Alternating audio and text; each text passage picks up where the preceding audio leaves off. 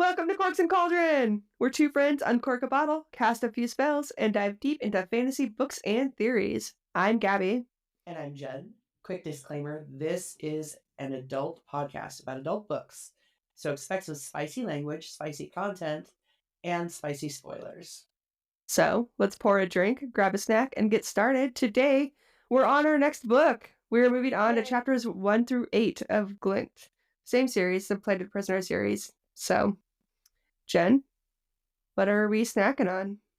Okay, so since the bulk of this set of chapters is covering Orin at the beginning of her time spent in the Fourth Kingdom, I thought we'd start with something I've actually never made before.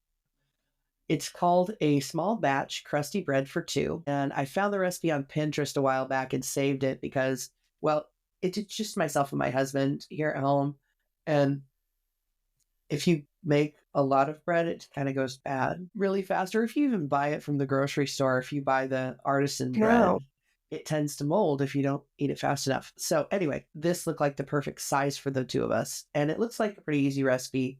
It's a yeast bread. I finally get to use one of my Dutch ovens in the oven. And I have two of them. I have a little like 3-quart one, and then I have a big 6-quart. So I'll get to use the smaller one for this in the oven and get to use it to bake. So you get excited about the weirdest things, and I love it. Thanks. This recipe is from lifeasastrawberry.com, and on the pin that I have, there's 157 comments, and most of them look really positive about it. There are a couple of vegans that make comments because you're supposed to use honey with the yeast, that they use sugar instead, which is fine, whatever. Right. But they had to call it out. This is going to sound so lame, but one of my favorite pastimes is going on like food blogs and reading the comments and finding the comments that are like, I don't know who thought adding vanilla to roast beef would be a good idea. And it tasted terrible. And I'm like, well, Cheryl, you just admitted that you traded out beef stock for vanilla. What did you think it was going to taste like? I like so anyway, the TikTok ones where the guy is like recording it and he's going to call the police. Those are my favorites. But yeah, there were positive comments altogether. So, once we bake the bread, I'll send some pictures out on our platforms so that you can see it. I'm very excited about it. Yeah, sounds good. I like that it's only 2 people. I like crusty bread. It just goes bad so fast. And I think it's going to be really good we've got like broccoli and cheddar soup. And I think it'll be good with that, or it'll be good with stew, or even like pasta if we put garlic in it. Even just dipping it like in olive oil with a good glass of wine. Hey, speaking of wine, so what are we drinking? We are drinking California red wine blend called Worst Evils. It is kind of, and it looks like it moves when you... Yeah, like his eyes follow you. Well, his eyes are on his phone. So... That's creepy. But the description on the back of the label just says, the worst evils lie in all of us. So that's fun. Let's see. I got this wine from Wink. I ordered a box of wines. So don't judge. Okay. Their description says, you've heard of the lesser of 2 evils, but what about the worst of evils? To be honest, the name of this wine is kind of misleading because it's an approachable red blend with delicious notes of plum, red cherry, vanilla, and a baby smidge of black pepper. There's basically nothing evil about it unless you count how easy it is to drink. But is that such a bad thing? Enjoy worse evils with rich, decadent dishes like eggplant parmesan, duck breast with cherries, or beef bourguignon? Sure. Beef bourguignon. Is that... Okay. That's, I don't know. Okay. But yeah, so I'm going to try to pop this open without giving myself a black eye. Nice. Nice pop. All right, let's see how it pours. It's a pretty color. It is a really pretty color. It smells good. It smells really good. Oh, that's a good one. Ooh. Yeah, the black pepper kind of sneaks up on you. I like black pepper, so. I normally don't like it in my wine. Yeah, I think that's all my wine segment. Okay. So can we talk about something that's going to happen in the book today? And it made me wonder. I mean, that's why we're here. Oh, good. Lay it on me, girlfriend. So, when I was reading these chapters, it made me wonder just how much space a camp would take for the night. Because there's what? 1,000, 1,500 soldiers. Yeah, it's a pretty big Plus extras. cooks, Yeah, cooks, the blacksmiths. runners, yeah, Some of them have prisoners. brewmasters, but I don't know if this specific one does. But I feel like they should because, well, Yeah. FK. So I was talking to my husband about this because he is formerly he was in the military, although he wasn't in a military quite like this one. Anyway, we were talking about it because he plays D&D also, and there's all sorts of information on there, and we're thinking that this, for an army that's approximately 1,000 to 1,500 soldiers, it would probably take about a half square mile, maybe a little bit more, for all the tents and cooking People fires and and just, yeah. people and everything to happen. Like, that would be their sleeping area, is about maybe a half square mile for all the tents and everything. And then there would be a trench dug about 1.5 to 2 feet deep for a latrine. Is that what we're calling that? Well, they did call it a latrine in the book. So we thought it would make more sense for it to be one long trench versus a bunch of little holes. But then you're leaving random trenches around. No, you have to fill it in before you leave. Because Well, you're that's leaving the just dirt next to it. a And lot then of you work. just fill it back in. It That's is a lot of work. That's why they have the camp people, like some government the work if I ever heard followers. it. So Can you imagine trying to coordinate 1,500 people? I think that at this point, Rip has these guys under enough. There's enough discipline in this unit that everybody knows their job, and they get to the site and then they immediately just start setting up. So it's not like this is a group of young, new, green soldiers. This is I'm just trying to well-oiled plan, machine. like, anytime I go on vacation with someone and we're trying to coordinate schedules or even meeting up with friends, we're like, yeah, we'll see each other in like 6 months, I guess. I'll put you in my calendar. I've been saying that with one person for like 2 years, maybe 3. So, but yeah, it's really impressive how easy this would get set up so long as everybody knew their job. Well, that goes kind of part into like the leadership of it, right? Making sure that everyone knows their job, everyone has their responsibilities. Yes. And they work together. And then you're going to have an area that's got the picketing up for the horses, because you're going to want to keep them all together. It's easier to patrol around them and protect them from animals. Horses are also herd animals. They like being around other horses. Or raiders, that might want to try and steal, although it would make it easier for them to steal with them all being together. But anyway, so you're going to have them together. You're going to have all the wagons and stuff should be they might be dispersed around to kind of hide and protect from the wind, like wind blocks. Isn't that what the pioneers did? They would circle the wagons and everyone would sleep in the middle? Yes. But half a square mile sounds about right. And you'd probably have at least 24 people patrolling. What? And guarding. What would be like half a square mile? Would that be like 3 city blocks? I did not actually check that. Half a mile would be 4, maybe 5. 5 city blocks? 5 city blocks. Square. Yes. Okay. That's big. It is. Yeah. It's a lot. I mean, we could probably drop that down to a quarter. Well, I think it depends on how generous. How close quarters. So that's kind of where I was at with it. And like, do they double up on the tents, or does each person get their own tent? Obviously. This was assuming that they were probably doing either anywhere from 2 to 4 man tents. And then they would have one or two larger tents, one command tent, which would be where all the higher ups meet. And then the other, what I considered a command tent, would be for the prisoners. So the other saddles would need a larger tent like that too. What, 12 or 13 of them in there? Yeah. Plus the guards, and I don't even know where they're keeping them. I'm not sure if they even really cover that completely. You mean Midas's guards? Yes. Hey. Because I didn't know how many of them were left. I'm not sure that was actually touched on. At least not yet. We know that there is some survivors. Yes. And I read ahead. It happens. I don't remember them going over how many, though. We know that Digby's gone. Still, we have no idea what's going on with Digby. And Digby went off with 2 other people. 2 other. For another person. Yeah. So that's 4 total gone that we don't know anything about.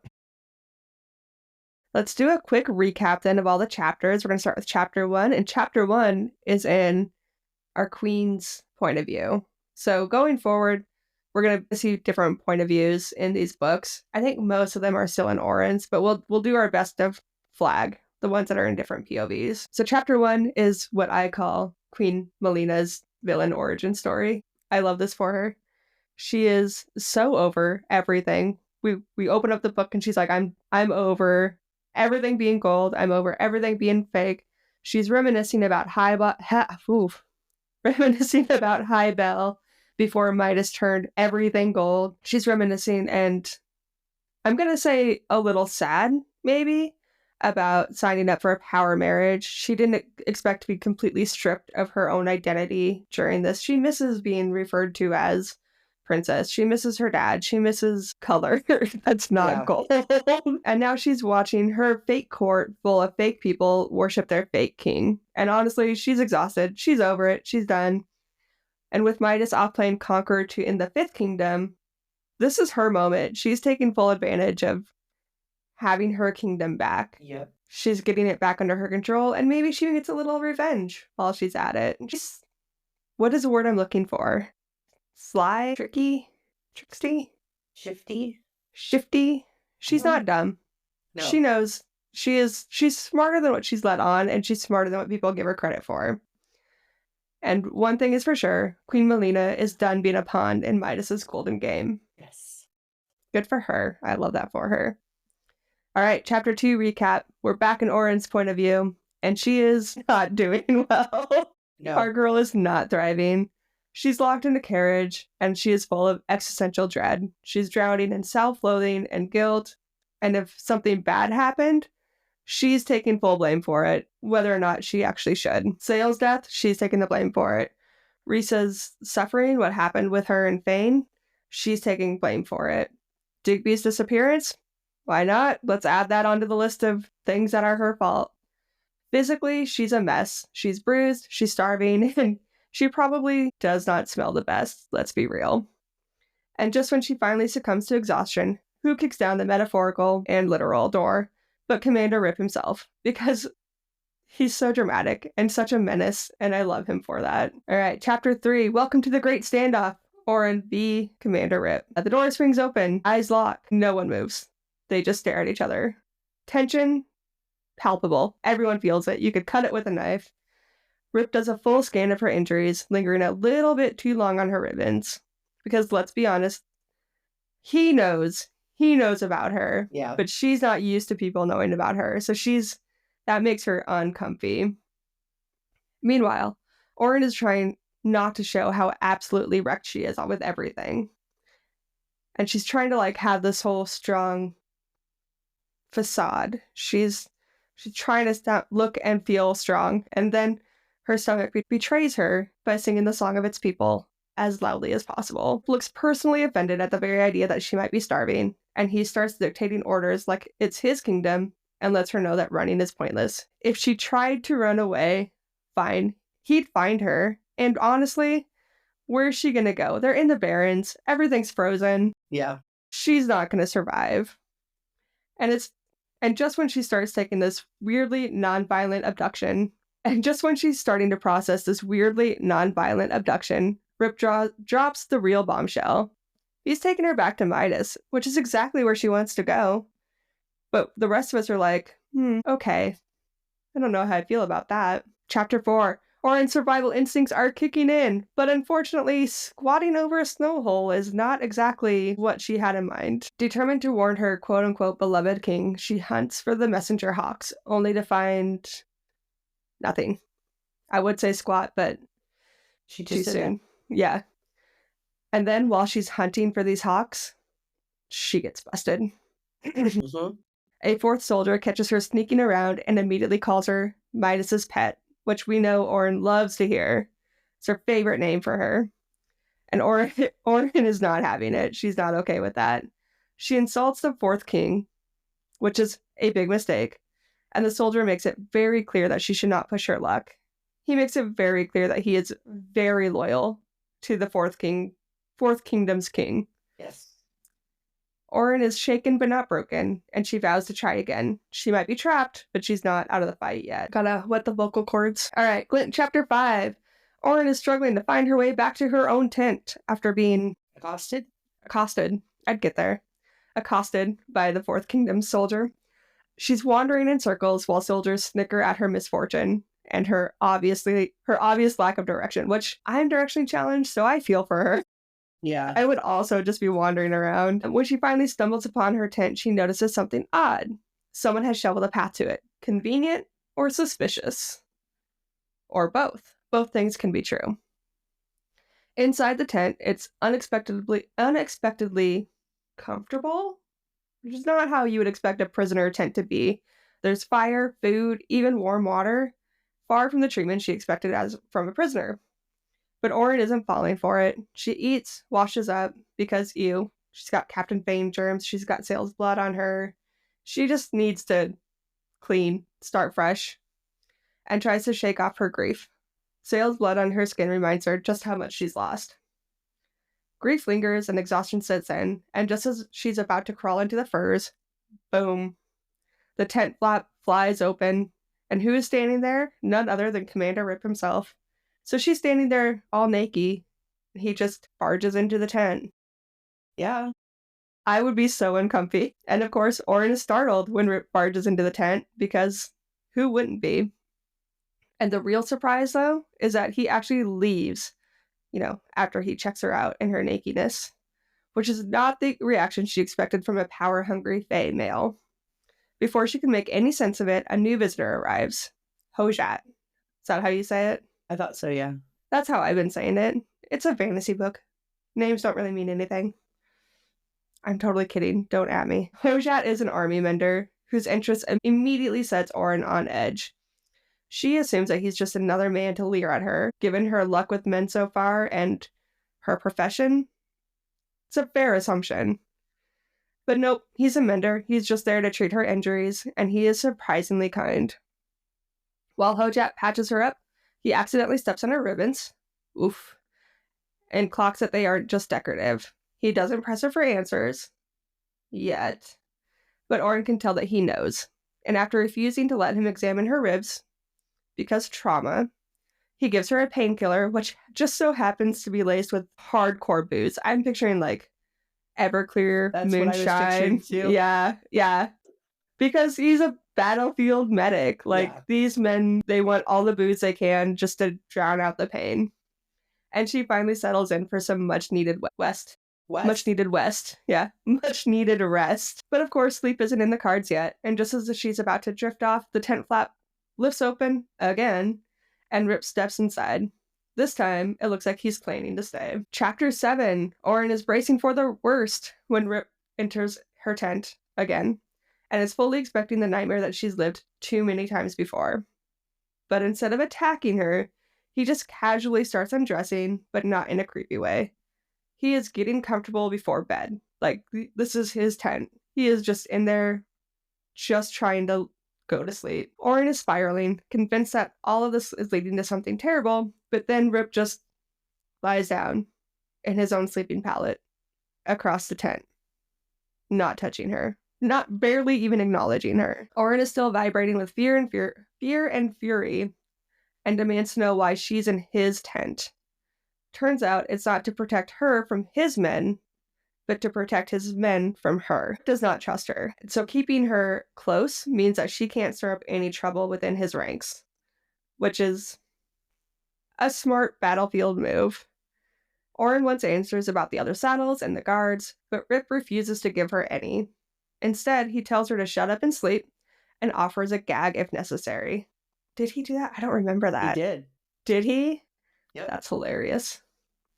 Orin fights to stay awake because she's convinced this is some kind of cruel trick, but exhaustion and whatever was in Hojat's mixture finally wins. She falls asleep in the tent of her captor, but not without a fight. She's struggling to stay awake. She does not trust anything, and who can blame her? Chapter 8, flashback. We're still in Oren's POV, but we are many, many, many moons ago. At least A decade. Well, she was in the castle for 10, so probably at least 12, 13 years ago. Probably, yeah. Oren is remembering a night from her past where she was traveling with Midas before he became a king. She was still learning to trust him and still flinching when he touched her, but also craving his kindness, which at the time felt like a lifeline. She idolized him, soaking up every word, every reassurance that she was precious and perfect and his. Don't gag, Jen. One night, while washing up by the pond, she's ambushed by a group of nomads, a man, a woman, and a girl about her age. They cut her clothes from her body, they slice off her golden hair, and leave her broken and humiliated. Midas finds her and rescues her again, and in that moment, she cements her belief that he is the only person she can ever trust. This is the moment that Oren's cage truly forms, not one built of gold, but of fear, manipulation, and blind devotion. And Midas? He's just tightening the bars. And that's it. That's the recap. That was a good recap. Thanks. I feel like I struggled so much. So let's go a little deeper into these now.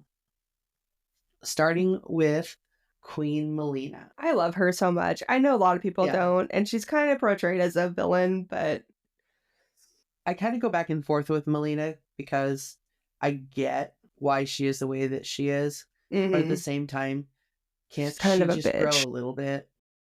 A little. It's kind of bitchy, yeah. But yeah. like it's kind of, it was really nice starting with her perspective, because in the last book, everything about Highbell, since it was from Oren's perspective, it's biased on Oren's perspective, and now we're getting a new bias, but maybe just a more realistic perspective. Her entire childhood home had been changed in front of her eyes against her will.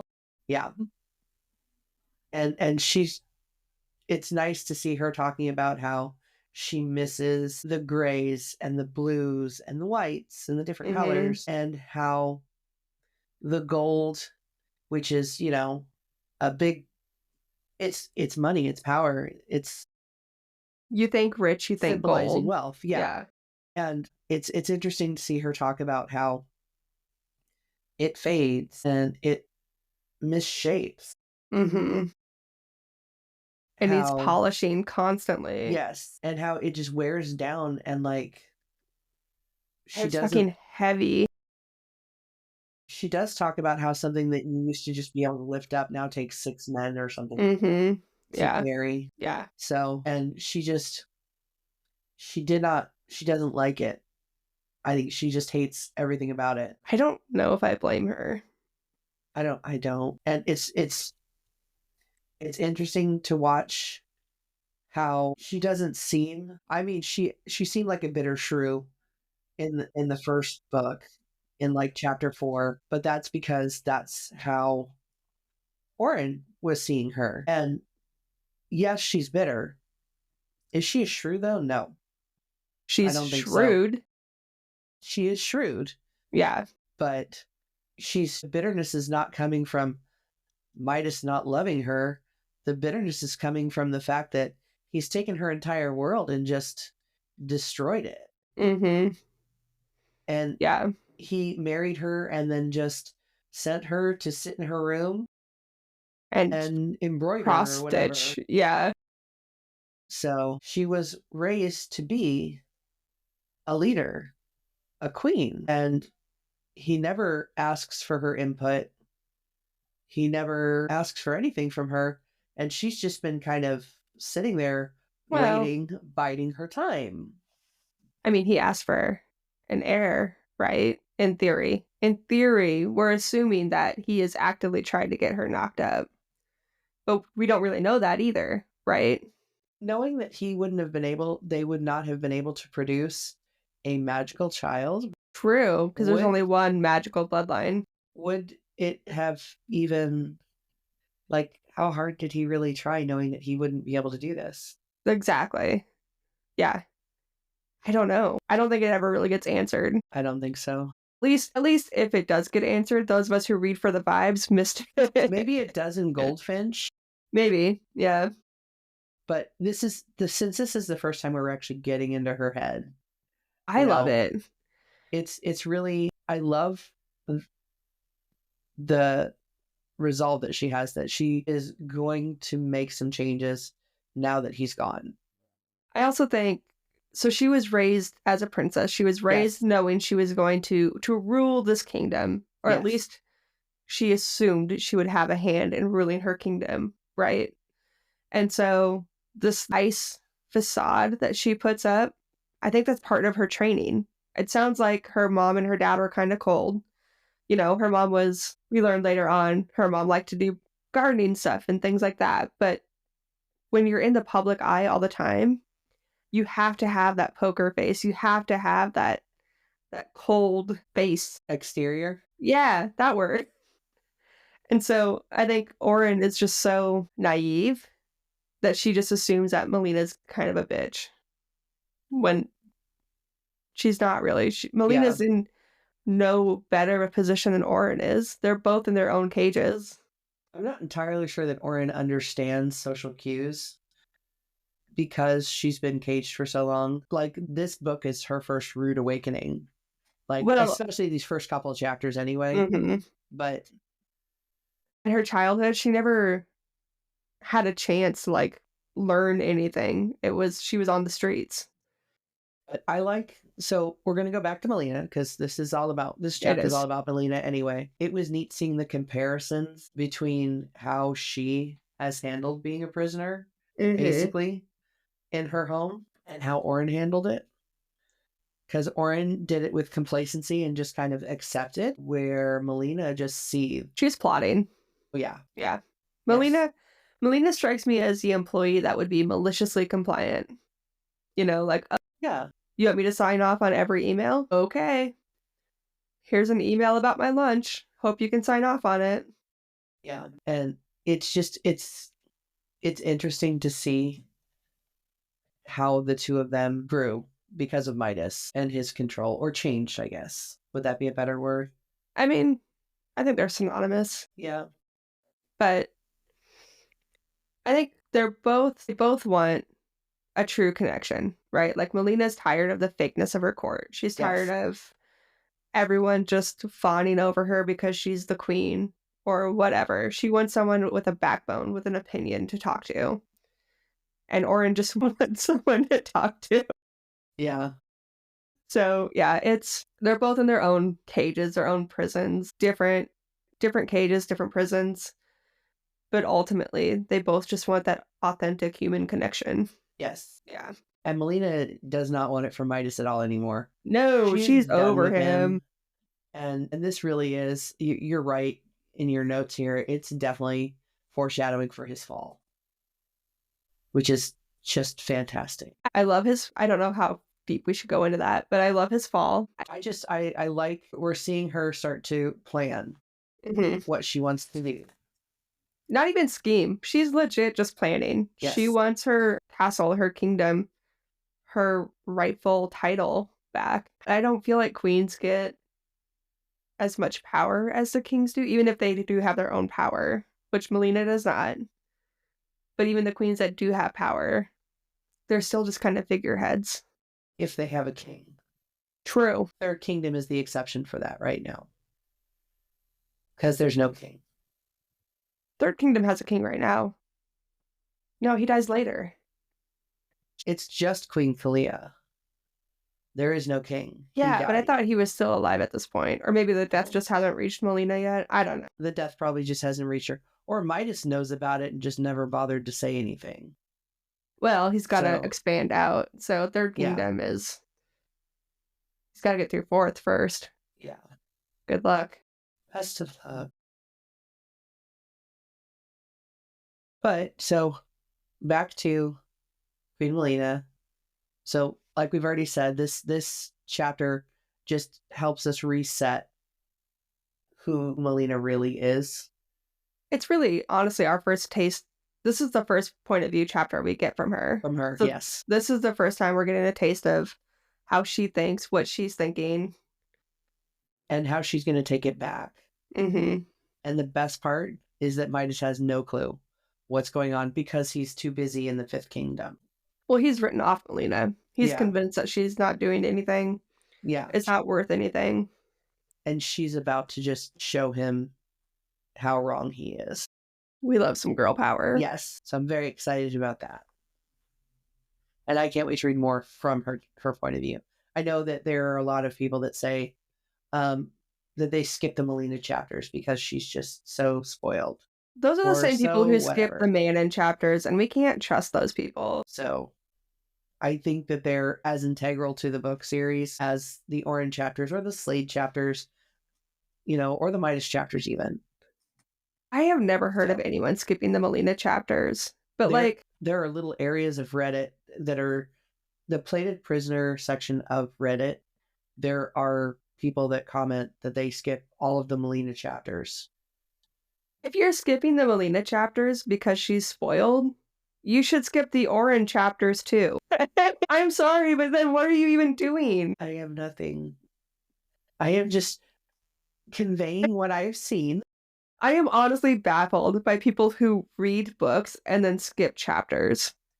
Like, that doesn't make any sense to me. I can't believe people skip Queen Melina's chapters. I get that she's not like a favorite character. Yeah. But honestly, I love her. But I like bitchy characters, so... I have a type 2, so I have no room to talk. Yeah, no, I'm convinced people who skip Queen Melina chapters also skip the Manon chapters, and they're just missing out. Possibly. I will say that the people that say that they've been skipping the Queen Melina chapters, they keep telling this person to go back and read the chapters, and that they're important to the story. Yeah. Raven, talk to us. How do you okay. feel about people skipping those chapters? I can't look at that. Did you find a spoiler? Raven Kennedy. It's not a spoiler, but somebody said that her point of view in Goldfinch is important. So, okay. Oh, that's not a spoiler. That's not a spoiler. Thank gosh. That's just cementing our case. Yeah. No, but for real, Raven, let us know. What do you think about people skipping these chapters? And why did you write someone so unlikable and so likable at the same time? Dane Atos. Dane Atos was just a 21-year-old who was listening to his dad and doing what he thought was right at the time. And Queen Melina is just doing her best in a world that is ruled by men, where she has had everything stripped from her. I am on Queen Melina's side. All right. Let's move on to chapter 2. Yes, thank you. All right, Orin's POV, and Orin is a sweet summer child. Yes, she is. She's just wallowing in self-pity, feeling sorry for herself. Do you blame her? I mean... No, I do not. I don't. I've been wallowing all week. I am on Team Orin. She is physically exhausted turning Fane into a giant gold statue of gold takes a lot out of her. Well, not only that, but she used her ribbons the most because she hauled Sail's body around. That was very crass of me to say it that way, but... There was no other way to say it. It's okay.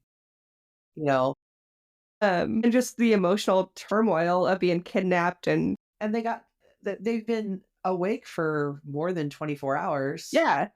All of her ribbons have been tied. She's been trying to untie those without any help. She had to cook for the first time in her life and do dishes. Yep.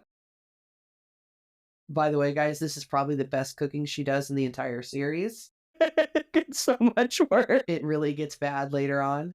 Orin's cooking reminds me of my cooking. I can't imagine having all that adrenaline constantly flowing, and this is just a big crash. Yeah. Now for her. So she's probably shaking. She's definitely sobbing. She's blaming herself for Sail's death, for Risa almost dying. And the assault, yeah. For Digby disappearing. This is what I mean. She's taking all the blame.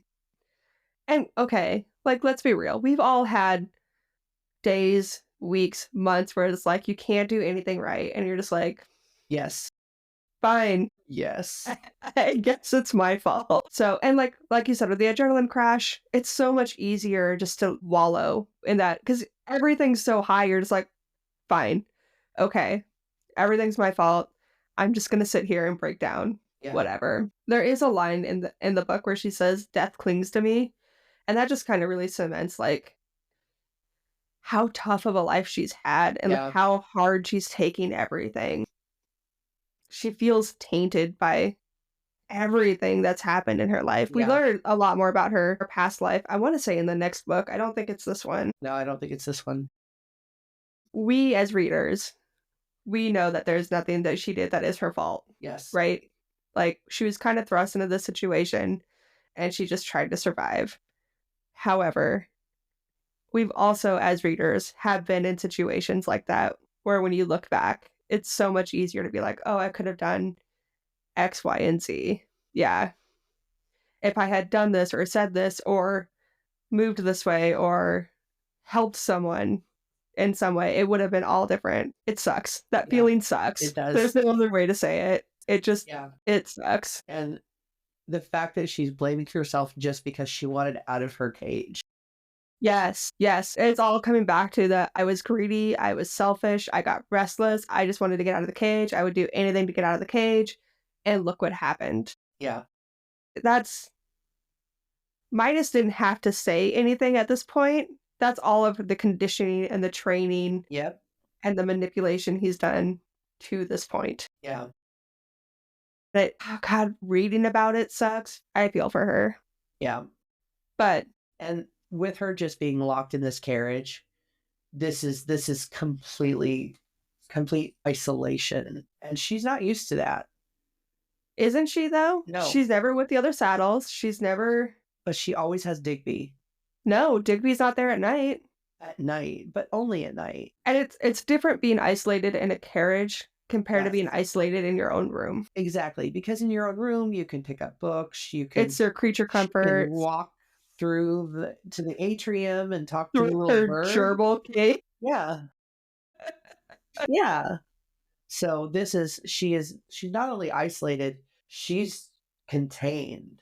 And at this point, she really wants to be with other people. She wants to know what's going on at the saddles. Like it's driving home that she's different and Yes. alone. Yeah. And that's rough. I know a lot of people get tired of Orin and her self-wallowing and her self-pity.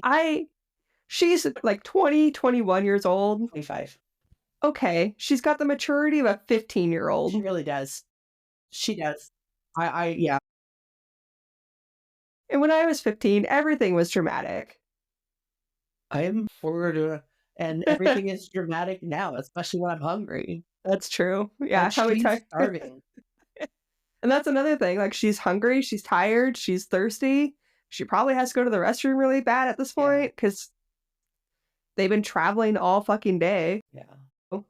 And she's going to spend a lot of time during this, not only wallowing, because we're not going to call it reflecting, because it really, it's just wallowing, guys. But she's spending a lot of time trying to untie her ribbons. Like she spends the entire day because he tied them so tightly and hurt her so badly. And she keeps crying too.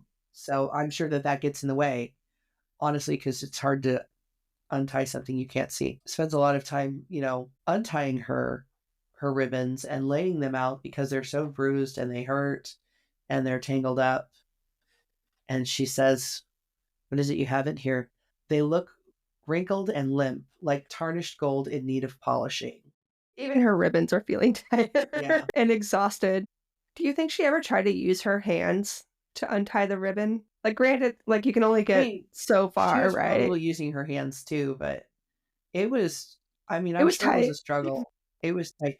And I kind of pictured them up front tied Well, I pictured them behind. because they'd wrap enough times. I know, but I still pictured them behind. Well, I don't know. Because behind would be harder to get undone. And It would, she was yeah. trying to untie them while facing people.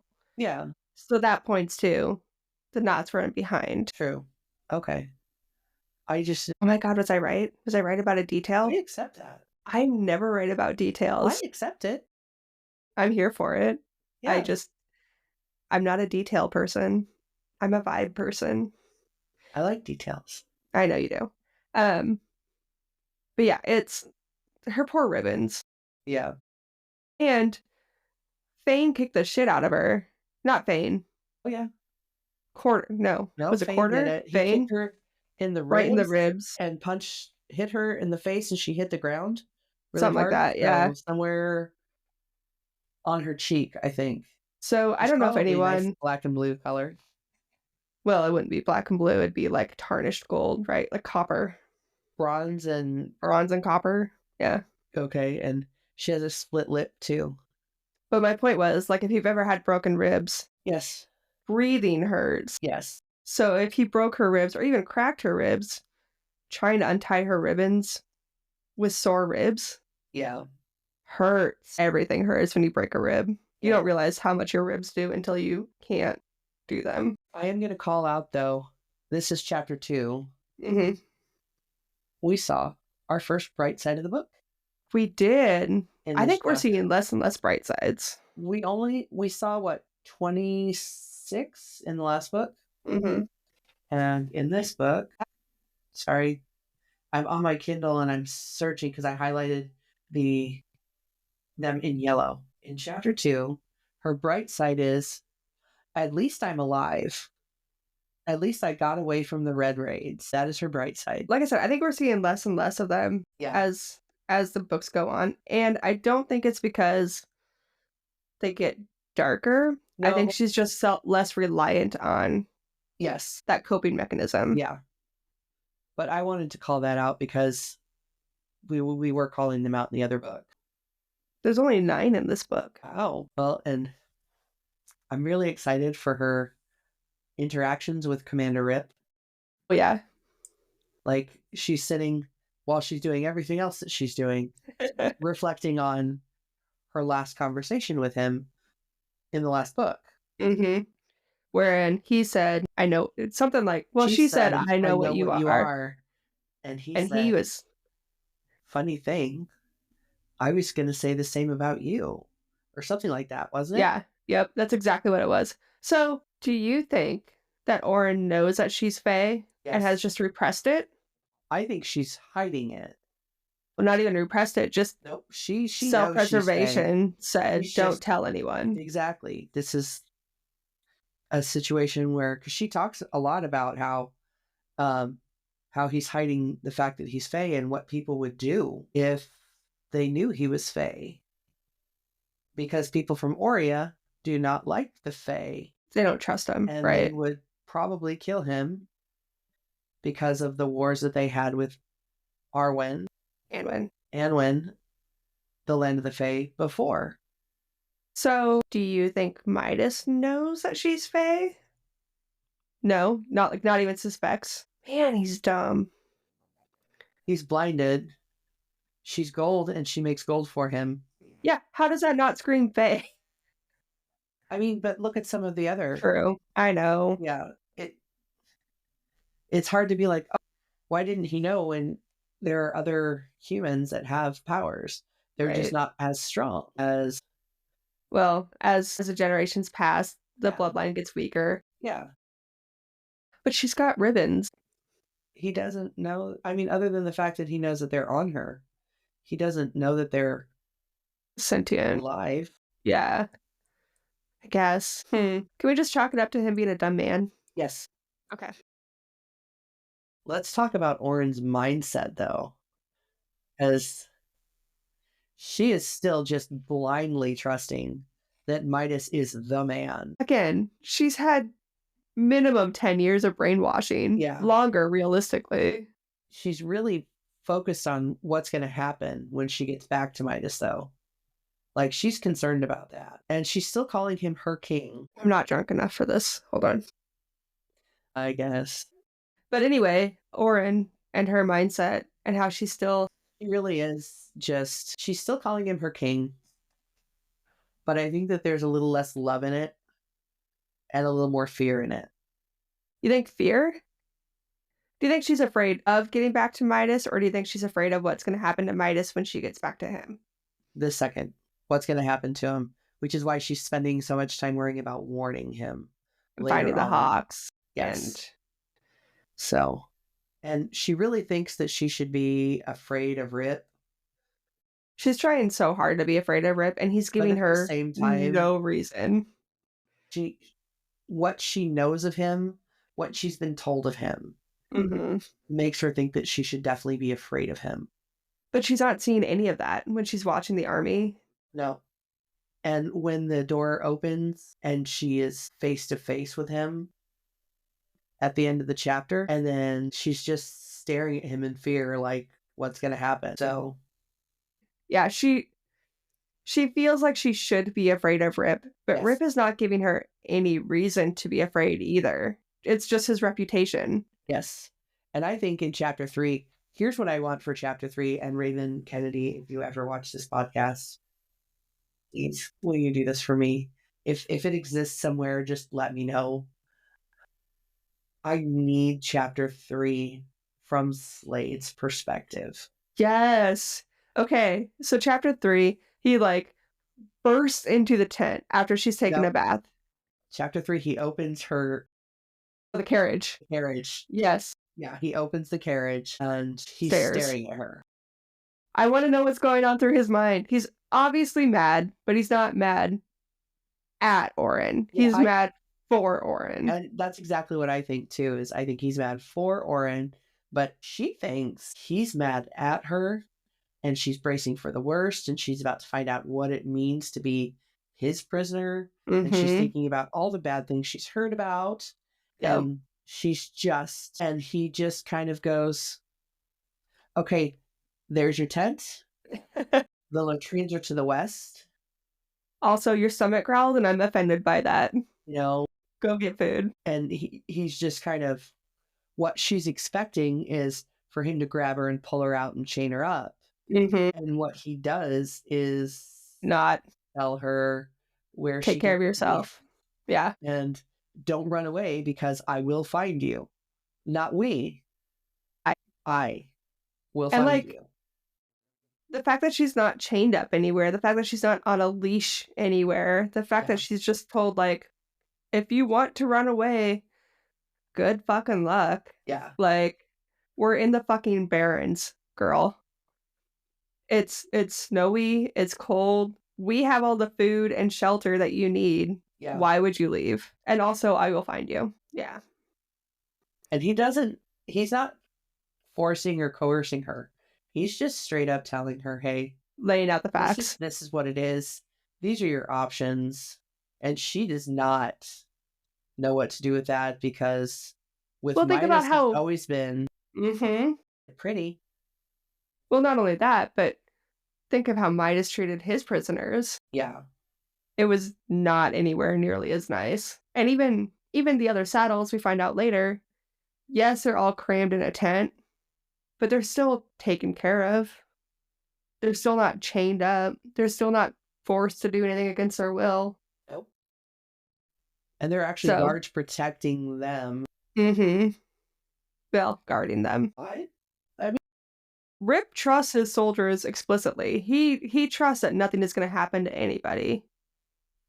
So I think it's guarding them to keep them contained. Yeah.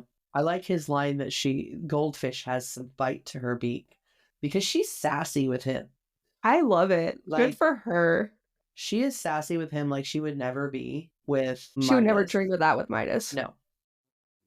She is far too afraid of Midas, but Rip seems to encourage it. He likes it. He likes a little sass. Yeah. I think he just wants to see how strong she really is or how strong she could be.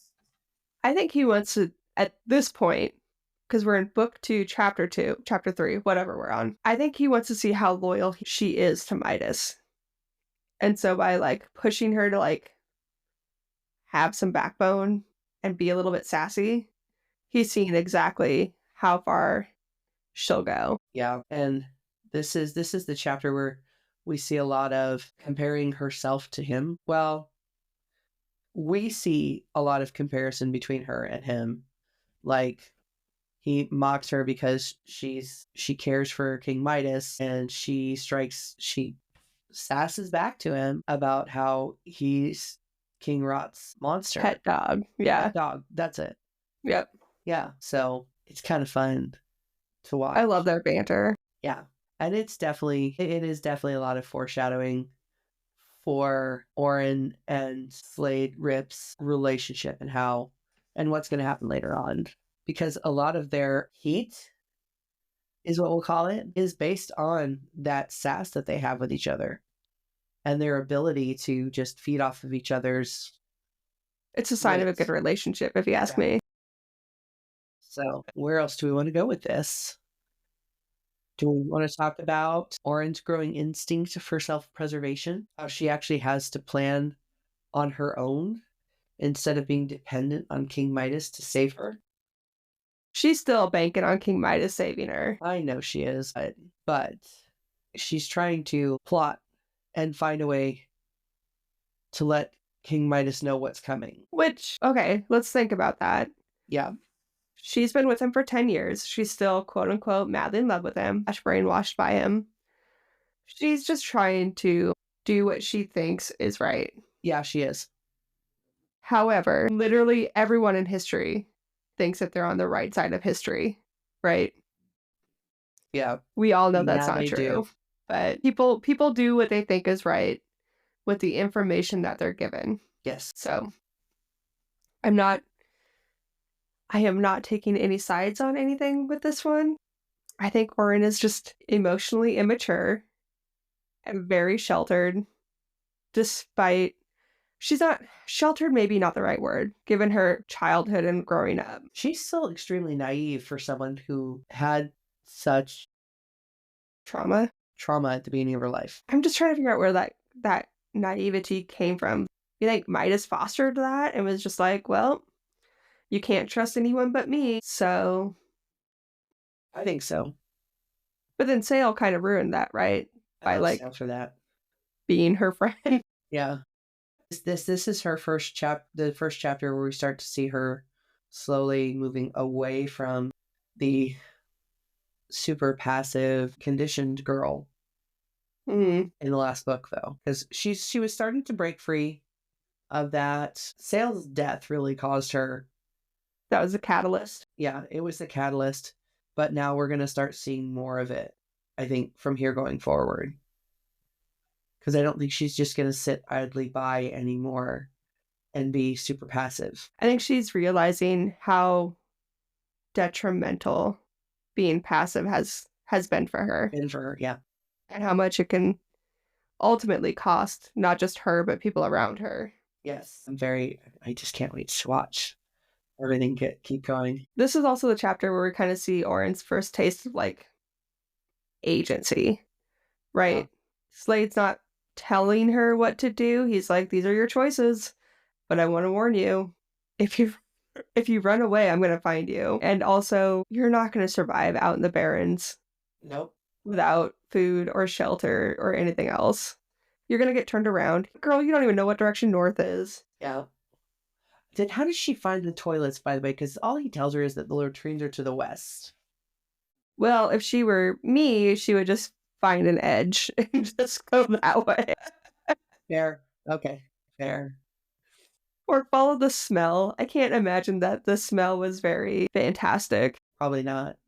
I think that's why it was usually a little bit on the outskirts. Yeah. But this chapter kind of it's baby steps, right, of her becoming more and more free. Yes. So I love that for her. I still want it from Rip's point of view. Please, Reagan Kennedy, please. Anyway. I bet it's somewhere on Reddit. Oh, I'm sure. Or at least a fan wrote it. Should we talk about chapter 4?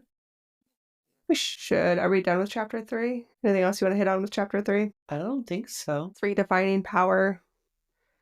Rip is making it very clear that he and Midas are different types of leaders. Most definitely.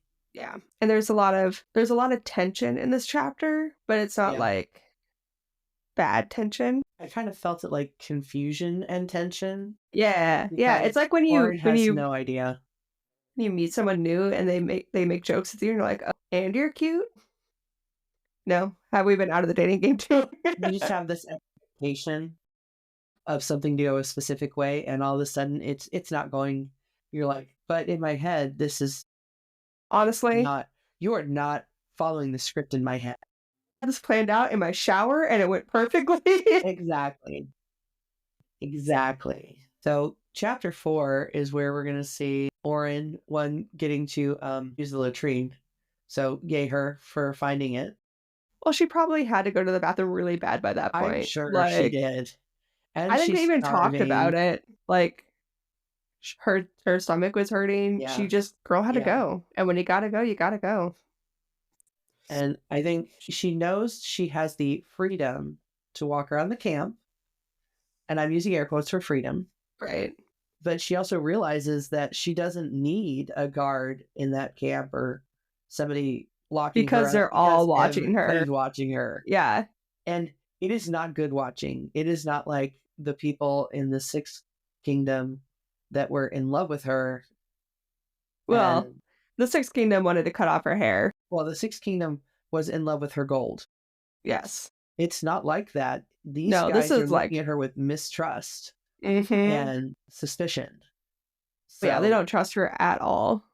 and she has to start thinking about how she's got to work with this and deal with this. And she thinks she's being super loyal to Midas by deciding that she needs to find the messenger hawks and send one to him to warn him. Sweet, sweet innocent Orin. And I'm sure he already knows. I'm fairly certain. Yeah, he does, because Yeah, the last book, the very last chapter was him getting mad because somebody took his toy. that's So exactly what it was, Jen. Yep.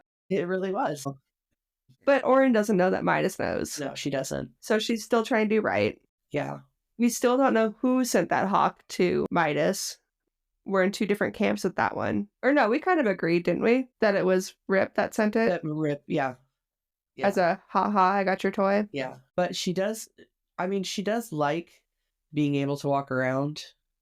That's kind of a nice change for her, other than her feet getting cold because of the snow, but she doesn't trust it. Don't blame her. And I mean, it's, she knows it's just kind of different from the prison she's used to.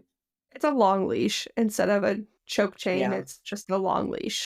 Yeah. But she's utilizing it. She's looking around. She's trying to analyze things. She's trying to figure out exactly how far she can push it. Is this a chapter where she meets Orsic? Osric? Yes. He's such a dick to her. Because this is where she's looking for the messenger hawks, Mhm. which is her first big act of rebellion. And she thinks she's being logical and looking around and being subtle. And it's like a toddler looking around. It really is. He's like lifting up And like and coaches. drugs and yeah. He finally, I think what's funny is when she finally finds a coach or A carriage or something. or Yeah. cart, finds a cart, and she thinks, oh, those are kind of boxy shaped. And she lifts it up. There are 4 soldiers over here at a fire Just watching chilling. her. And she thinks she's being super subtle by walking around it and lifting it up on the other side. And it's furs. It's furs. It's sleeping furs. And we don't actually find out his name in this chapter, but it is definitely Osric. Oh yeah. Yeah. Because she says, I've seen him before. He was one of the soldiers that Well, and came he's up described with as fucking huge. He's huge. Yeah. And he's got a lip piercing that has the symbol for Fourth Kingdom. Fourth Kingdom. Like the twisted root. Yes. And he's just big and dark and brawny and, He's a man. he's He's such a dick to her. he is such a dick to her, and I loved it. I really did, because he's She basically kinda needs telling it. her exactly what all of the soldiers think of her. Yeah. Rumor is this is, he's just so mean. He's such a dick to her. He is. Like, he mocks her openly. He, like, just reminds her that she's Midas's pet and Yeah. nothing more. And, like, And he tries to shoo her back, like, shoo, shoo, shoo, shoo, be gone. back to her tent. And she said something. She makes a comment about not wanting to be caged. And he says, rumor is that's how you like it. Yeah. He calls her I'm a trying dog. to find, Midas's dog. yeah, I'm trying to find their conversation because these chapters are, oh, this is also chapter 4 is the other bright side. Yep, you're right. Yep. At the latrine, her bright side is I managed to do it without splashing on my own boots or falling ass first into the snow. You know what? A bright side's a bright side. Victories, right? But as she's looking for the ostrich says, you lost? And then she talks about how big he is. Yeah. Like, he's huge. She has to tilt her head up to look at him. And then when she tells him she's not lost, he says, then what are you doing over here so far away from your tent? And she says she was cold. And he says, cold? Then maybe Midas's golden pet should have gone to her tent. He's such a dick. But honestly, like, it just proves how shitty her lying is. Yeah, like, she cannot so lie. bad. She would not be a good, like, agent, secret spy, lady person. No. She could never be Farah back at the Springport. No. Honestly, like, even throughout the rest of the books, I don't see that growth in her. She kind of reminds me more of Violet and not wanting to tell a lie and not having any secrets more than Farah. So she looks at him after he says that and says, am I not allowed to walk around? Am I going to be forced in there against my will?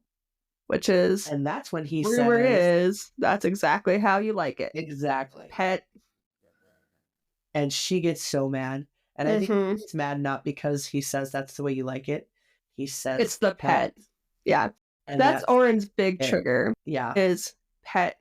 She prefers the term favored, which is just the same thing. It's exactly the same. Oren, get your shit together. And her sassy ass mouth gets her in so much trouble because she goes, better to be safe with the Golden King than to serve in the army of your rotten monarch who's nothing but a scourge on the land. Oof. He does not like that. And she knew as soon as she said it and she saw his face that she had fucked up. Have you ever been in that moment where, like, you say something and you're like, oh no, come back to my mouth. Bring that back. It needs to come back. I knew I made a mistake. She knew it. That was an inside thought. And I feel like I can see Azrael saying this from Akhtar too. Insult my king again. Yeah, see what happens. And I don't care what color your fucking skin is. I'll whip the flesh from your back until an apology sobs out of your throat. He's such a dick. He's such a dick. And I love it. She deserved it. She deserved it. She did. But he is, especially for, this is much later in the books, but for as close as they become. Yes. He is such a dick to her at first. He really is. Which, I mean, I have made plenty of friends who have met me and, like, later on they're like, well, I kind of thought you were a bitch when I first met you. So I get it. I just, this interaction is one, hilarious to me, and two, super important for the whole. Yes. Because it kind of sets a tone for their relationship. It does. And it lets her know that not everybody thinks she's as amazing as the people of the Sixth Kingdom do. Yep. And just because she's Midas's favorite pet, yeah, doesn't mean that other people don't think that she's just as much of a piece of trash as Midas is. I don't remember if it's in these chapters, but later on, Orsic does explain, like, the reason people hate you is because you're a symbol of Midas, and we hate Midas. Yeah. And it's 100% true. I mean, yeah, Midas is using the fuck out of Oren, and she is just a symbol for him. And Midas is really good at leveraging people and things to his benefit. I agree. Looking at Melina, looking at Oren, looking at what he did to Folk. I mean, we've only had, one chapter with his POV? Oh, yeah. Yeah. and he's a piece of shit. I really, this is the first time I think that she gets to see people not liking her, which is unusual for her. Yep. This is Orsic gives her an out, though. He says that if you want to be useful, or like you should be useful, something like to make your life easier, Yep. the caged bird should sing, something to that effect. You want to make your life easier, be the caged bird you are and sing. And Orin thinks that he means Sex. going to Pound Town. Yeah, And fine. Be mature about it. Yeah. Yes, Orin thinks that that means that he wants her to play saddle. And Orsic is like, absolutely the fuck not. We do not want Midas's leftovers. Yeah. Gross. No one And wants Orin sloppy seconds. Sorry. I am the favorite, which is honestly the first time that she's been rejected by someone else. Usually she's the one rejecting people. So it's like when the prom queen finally gets turned down from someone. It's always great to watch. And this is the chapter where she's finding, we start to see her, one, realize that maybe she's not as great as she thinks she is. It's always humbling. Two, maybe following Midas is not that big, that much of a great thing.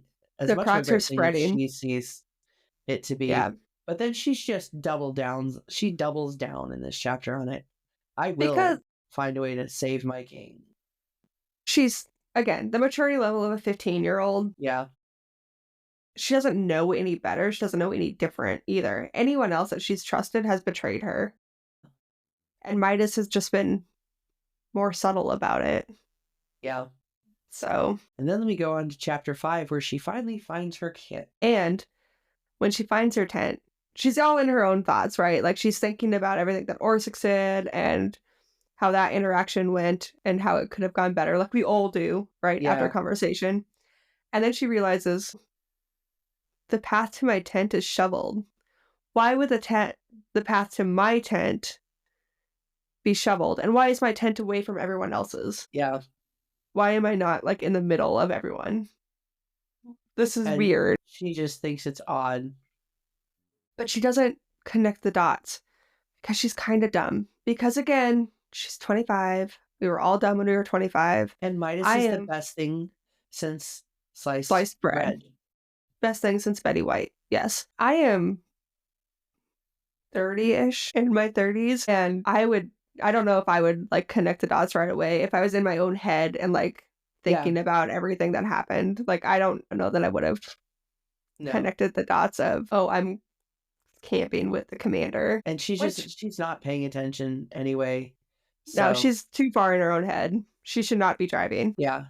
And I think when she gets in the tent and sees that it's nice and warm and there are furs on the ground and there's already food and water. And then she notices the soap. Yeah. And the other water and a cloth to wash herself with. And she's like, this seems weird when it's basic stuff. Like, it's just everyone in this entire army gets these same things. Yep. It's just basic human, not rights, but decency, maybe, like necessities. I am a little bit proud of her. She does think there's only one reason my tent is so far away, is it offers more chances for someone to sneak in, for them to hurt me without anyone seeing or hearing a thing. Yeah. Which plays into her job, right? Like she's always been a saddle. She's always has to be leery about other people. And she's expecting to be mistreated. She has no reason not to. We have the rumors that everyone tells about the Fourth Kingdom. We have her history that plays into that. Yeah. Like, she's never been treated well. Midas treats her well with strings. It's always one of those, I'll give you the soap, but then you have to do X, Y, and Z. Or if you don't do X, Y, and Z, I'm going to punish you. Midas gives her the basic necessities that she turns gold. Yeah. But he gives her the most basic necessities and acts like he's giving her the world, where Rip and the army is giving her those same basic necessities and expecting nothing in return. Because they're basic necessities. They're basic necessities. She decides to go ahead and eat the food, even though she was originally kind of worried about it. But One, she was because she's so starving, hungry. Yeah. and two, because she decides she needs to keep her strength up. Fair. Those are So, fair and valid points. and then she eats the crusty bread that made me decide that we needed crusty bread. See, now I want crusty bread. And she has what? Broth, jerky, bread, It's and a water. soldier's ration. It Like, really it is a is. soldier's rations. Yeah. And she just, I mean, it's probably the best food she's ever eaten at that point because she was so True. hungry. Yeah. So she gets that. She eats it. The water, of course, is ice cold because it was probably the snow and it was thawed out. Which, I mean, you're not going to be able to, like, dig to find water Right. in the barrens. So you got to do what you got to do. So then she decides to clean herself up, and she's expecting that water to be ice cold too, but It's heated. somebody put it next to the fire, so it's at least lukewarm. Yep. So it's not At least it's freezing cold. not ice water. Yeah, and she's washing herself off, and she sees Sale's blood on her washcloth. She has a and mini meltdown about that, She does. which I would too. Yeah, This is all happening within like 24 hours, yeah. 48 hours maybe. Yeah. But like, It's been a rough couple Yeah. days right here Yeah. for her. So, and she keeps thinking that it's her fault when it's not. well, the meltdown she has about Sale is, this is the last of him, Yeah. and I'm just washing it away. And she keeps replaying his last words to her, which were, "It's fine. It's fine. It'll be Like- okay. It's okay."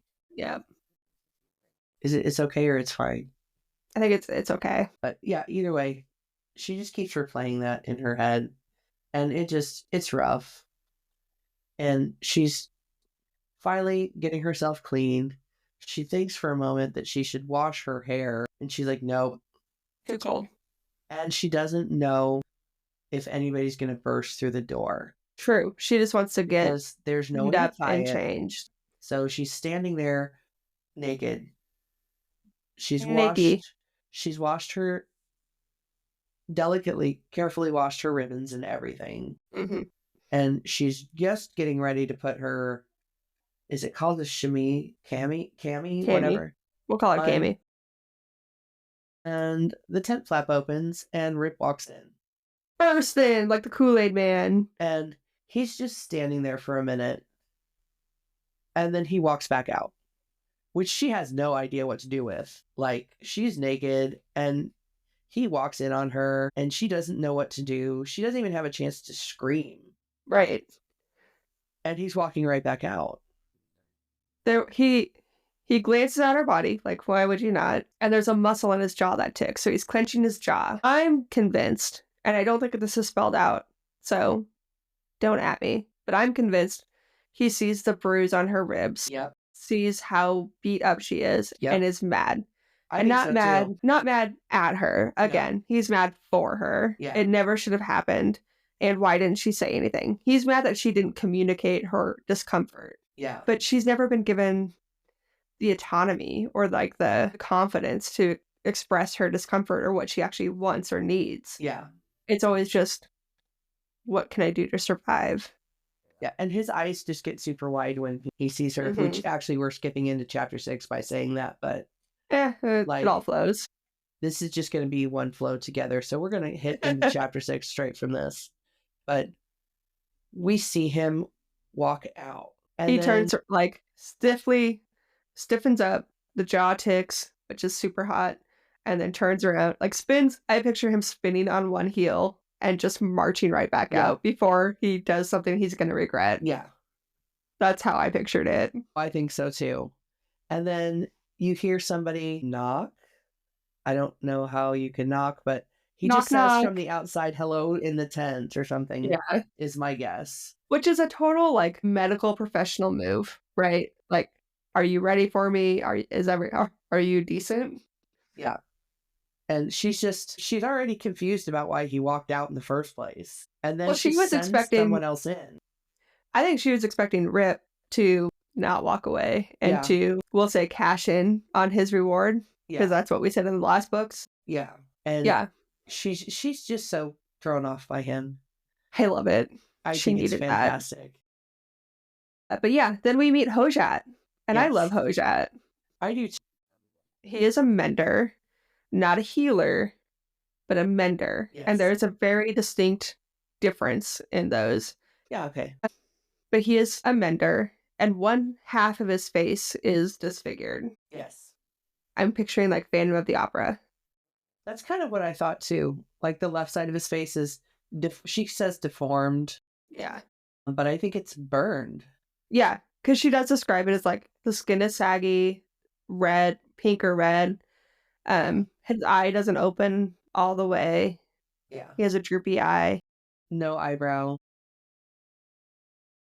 And the skin is like a bright pink or something that scar tissue. It's scar tissue. Scar tissue. So, but he is so respectful and so polite. He tries so hard. And he's just so not good with the whole word thing. Because he says, I'm Hojat. I am here to see you. And she thinks, of fucking course he is. Because that's exactly what Rip is going to do. Start sending people in to look at me. Yep, and she's pissed. She is so angry, and she doesn't, which makes her not, she doesn't notice that he's wearing the bands, the red bands on his arms. Yeah. That indicate that he is a healer or mender. A mender or healer. Yeah. That's there to take care of her, not, not just another man. Not just another man. So it takes her a little bit for that to come kick down. In. He has to tell her. She immediately goes on the defensive and she's like, no, the fuck you're not. You're not here to see who do you think you fucking are? Which, like, good for her for setting boundaries. Yeah.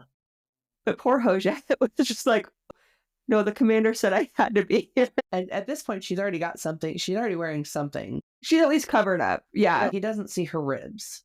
But she's like, why did the commander send you? And he said, I think I see why. Girl, you're beat up. What happened?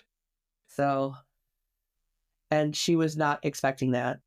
Because she's just like, I'm fine, I'll heal. She says something like, I've had worse. And Hojat is like, that is not something a mender likes to hear. Yeah. Yeah. Which I don't think anyone's ever treated her like that. Like, acknowledge that no one wants to hear that you've been suffering. Like, can we admit, Oren, that your life sucks? Yeah. Like, it's better than it was, but it can still suck. Two things can be true. Yeah. And he asks her if she has any other wounds. And she says something about hurting her shoulder. Yep. She's got a scar on or a open wound on her shoulder. Yeah. And he's like, oh, yep, you do. And he goes to touch it. And she's like, nope. Do not touch me. Okay. I want to talk about this. So, as someone who reads for the vibes, I thought she said, do not touch me because no one but Midas can touch her. I was still in the Midas is her savior camp, my first read through. So, you, as someone who, I don't know, actually reads and picks up on the Easter eggs, what did you think? Did you think? I thought that she didn't want to touch him because she was afraid he was going to get hurt. Because she was going to turn him to gold? Yeah. Okay. But I didn't have the connection at that point fully about daytime and nighttime. Mm. Like, it's right there on all the pages. It's like in our read-throughs, it's blatantly obvious. At that point, I didn't know that that's what controlled her flow of gold. Raven is great about putting in the Easter eggs that don't feel obvious until you're read through. Yeah. Like, because I shiver when the sun goes down because I'm a cold bitch. I'm always cold. Yeah. So, like, I just assumed when the sun went down and she shivered, it's because she was cold. There was a chill in the air, not because her power was leaving her. Yeah. Or she felt better when the sun hit her skin because who doesn't like sunning? I am basically a cat. I love to sun. And so, like, that's where I was with the sun setting thing and not being tied to her power. But Hojat deserves more. Yeah. I guess is where I'll end with that one. He does give her something for her wound. He gives her like a tonic, like some sort of... I think it's some kind of rubbing alcohol at first because he hands it to her and doesn't even give her a chance. He doesn't even get the chance to tell her. That's going to sting. She just slaps it on. And he's like, oh, by the way, that's going to sting. I forgot. But so she says, so I feel, or like, thanks for the heads up, dryly. Thanks And I for think the that warning. this is the first time that we see her like show her true self Yeah. to someone else. Yeah. Like she would never say that to Midas or anyone in the Sixth Kingdom. Yeah. So I was excited to see that. She kind of gave me sarcastic vibes, and I'm here for it. And he was talking to her about that. He goes to put the cloth away and accidentally steps on her ribbons. And she flinches. flinches. Well, it'd be like someone stepping on your hair, is kind of Yeah. what I pictured it like. And she tries to tell him that they're just the ties for her shami, whatever it is, Robe. her undergarment. Yeah. And he's like, okay. Uh-huh. Yeah, totally. Totally. I totally believe that. So, and then he asks if that was all her, because he sees her split lip, he sees her cut face, he tends her swollen eye. She's got a black eye. Yeah. And asks if that was it. And he kind of stands there and waits. And she's like, are you sure that's it? And he's like, actually, no. The commander told me that there might be something else. Poor Hojat. He just wants to do his job, and he loves Rip. All the soldiers love Rip, right? Yeah. He just wants to check her ribs. Yeah. Just completely platonic. She's just like, as a doctor. He's like, absolutely not. No. And he's like, I'm afraid I'm going to have to insist. And she's like, it's my body. I'm afraid I'm going to have to insist. Good for her. It is her body, her choice. Good for her. Yeah. And he ultimately respects that. He ultimately is like, okay, you're putting me in a really tough spot here, but okay. Well, she has a flashback because he's like, just lay on the pallet and I'll look at it. Forgot about that. Yeah. It gives her a flashback to, I'm guessing, when she was in the Second Kingdom trading services. Yeah. And I think that was her first time. If I'm remembering things right, probably. That's exactly what her first customer said to her. Just lie down on the pallet, girl. This will be quick. That's what every woman wants to hear. That's exactly. Yeah. Put that on your Tinder profile. Yeah. So, and she does not actually let him. She freaks out. Ribs, and he doesn't argue, which is really good. He just gives her an ice pack. Tells her to ice her face. Makes a snow pack for her, and gives her a tincture. Mm-hmm. That she just shoots. Okay, so this tincture it's medicine. It's medicinal. Yeah, it's called ruxroot. Yeah. The main ingredient in it is ruxroot, which is to help her sleep. It's a pain reliever. So it'd be like Advil PM, right? Yeah. And what he doesn't tell her is that there's Everclear in it, basically. It's a strong brew or something. Henade he calls is it. what it's called. And she looks at him like, what? You give it to me and it's the strongest alcohol in all of Aurea? So maybe it's like, what's that? Not Greek vodka. But there's a Greek shooter that's like super fucking strong. Do you know what I'm talking about? John loves that too. It's made of anise. Ouzo? Maybe it's like ouzo. But so he gives her this and he's like, I'm so sorry. I forgot to tell you. I mix all of my remedies with this because dubs. Because, I'm an army healer. Battlefield healer. Come on. I'm an army mender. And she tells him, I prefer wine. Which again, good for her for setting boundaries. He lets her know that that's gonna pretty much knock her on her ass, but it'll help her sleep tonight. Well, yeah, if you take a shot, you're gonna sleep really well. Yeah. And she says that while she's waiting for the liquid to dry on her shoulder, she cleans up her tray of food and then takes time to check over her dress and scrub it out with her soap as much as she can to get some of the blood out. And hangs it out to dry. And then drinks as much of the water as she can because she's trying to get the taste of the Everclear nasty ouzo out her mouth. And then she goes, oh, I guess I should have wondered if that might have been poison. Too late again, now, I guess. Our girl is not the smartest. Yeah. And then she starts to get into bed. She's sleepy. Yeah. And then Rip comes in again. I also, before we get into Rip, I want to point out whenever Hojat's talking to her, he Yeah. calls her my lady. Like, he He treats her does. with a ton of respect. He He doesn't push her does. boundaries. He calls her my lady, even when she's like, Call me my, Oren. yeah, he's like, all He right, Lady still calls her, Oren. yeah. Which I love. Yeah. So that's another point for And Hojat. And he, again, respects her boundaries, yes. which Midas never does. Calls her lady, very, very respectful. Yeah. And only treats her wounds. He doesn't push for anything extra like she Yeah. might have expected. And she still doesn't trust him, I don't think. Especially after she took the shot and she's like, oh, that could have been poison. Yeah. So I just wanted to point out that Hojat is super polite.